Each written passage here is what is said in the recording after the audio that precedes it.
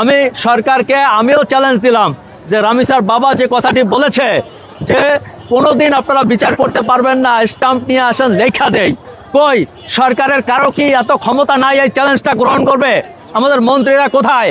আমাদের স্বরাষ্ট্রমন্ত্রী কোথায়? তিনি এই চ্যালেঞ্জটা গ্রহণ করুক, দেখা দেখ, আমাদেরকে দেখা দেখ যে আমরা বিচার করতে পারি। একটা রাষ্ট্র কি এতটা দুর্বল যে একটা রামিসার বাবার চ্যালেঞ্জ দিতে পারে না?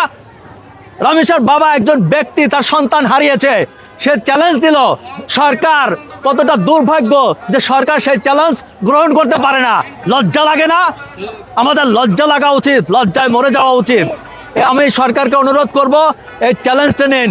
আপনারা জানেন যে সোশ্যাল মিডিয়াতে এখন দাবি উঠেছে, আমি সেই দাবিটার সাথে একাত্মতা প্রকাশ করে আপনাদেরকে, সারা বাংলাদেশের মানুষকে, সকল পিতাদেরকে বলি এই দাবির সাথে একাত্ম প্রকাশ করেন।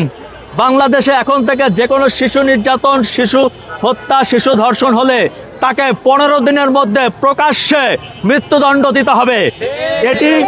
এটি বাস্তবায়ন করতে হবে। এটি আমি আবার পক্ষ থেকে আবারও দাবি রাখলাম এবং এই দাবির জন্য আমরা রাজপথে আছি। আপনাদেরকে যারা বাসায় বাসায় বসে আছেন তাদেরকে বলছি যে আমরা যখনই ডাক দিব আপনারা রাস্তায় নেমে আসবেন।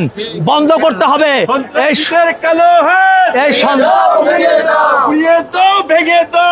এই সন্ত্রাসীদের ডেরা। আমাদের দেশ হতে পারে না। বাংলাদেশ এত খারাপ পর্যায়ে যায়নি, এত নিকৃষ্ট পর্যায়ে যায়নি।